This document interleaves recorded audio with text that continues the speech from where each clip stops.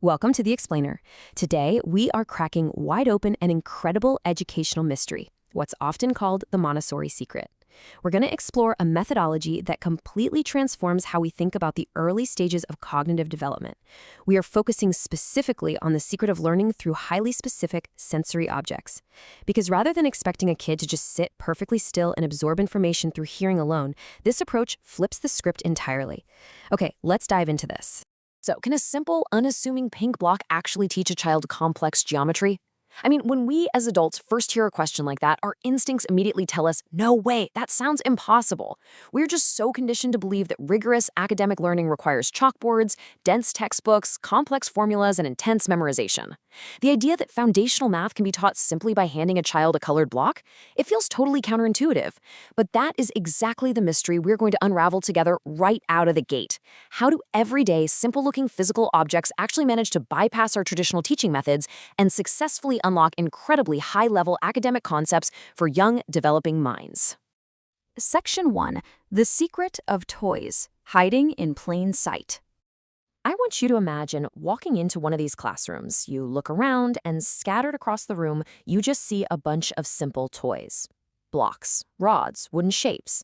On the surface, it looks like a completely standard playroom where kids just pass the time. But we're going to peel back the layers of this onion today, because what is actually happening in that room is hiding in plain sight. These are not just toys designed to keep kids busy and entertained.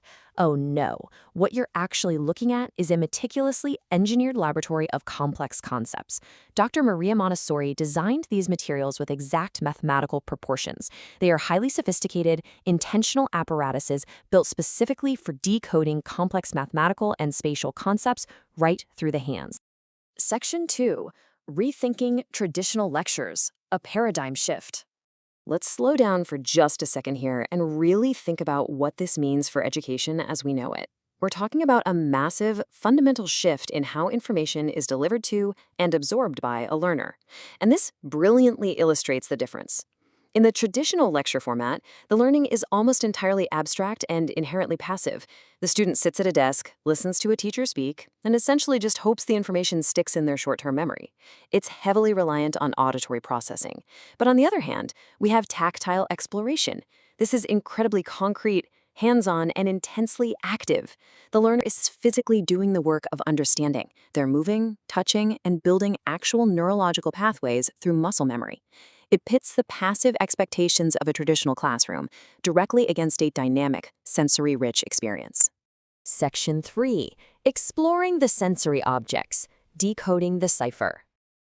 All right, let's pick up the pace here because this is where it gets really fascinating.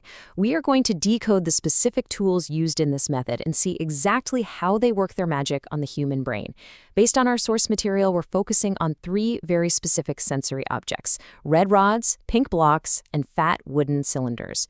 I want you to vividly imagine holding these items right now. Imagine the solid, tactile weight of a wooden block resting heavily in the palm of your hand. Picture the smooth, polished feel of those cylinders as you run your fingers over their edges. Visualize the vibrant, distinct colors, the bold red of the rods, the soft pink of the blocks. Engaging the physical senses first is scientifically proven to create much stronger, more durable memory pathways than auditory input alone. Now, what's really interesting about this is how it maps the physical directly to the academic. We're revealing the hidden pedagogical mechanics right here. Those red rods, for example, aren't just for laying on the floor. There are exactly 10 of them, varying in length by precise increments, naturally introducing the concept of dimension, and literally laying the groundwork for the base 10 decimal system. The pink blocks? They are a series of cubes that physically manifest the abstract concept of height and volume. They vary incrementally in 3 dimensions, so a child can literally feel the concept of cubed roots. And those fat wooden cylinders? They vary in diameter and depth, providing literal, graspable lessons in visual discrimination and geometry. Every single physical object serves a precise, complex academic purpose. Section 4. Mastering Complex Concepts, the Trojan Horse of Learning. This brings us to the true genius of this educational system. These sensory objects essentially act as a brilliant Trojan horse. The children interacting with them think they're merely playing a game or building a tower. But inside that play, they're actually absorbing deeply foundational academic principles. So the crucial point is that this happens through self-directed exploration, which is a tactile learning process, where the child independently leads their own discovery and physical interaction, rather than passively listening. Because these materials are self-correcting, meaning, a large wooden cylinder simply won't fit into a small hole, the child discovers their own errors. They adjust, they try again, and they solve the problem entirely on their own. The physical, self-directed exploration itself is the instruction, meaning no adult needs to constantly intervene to tell them if they're right or wrong.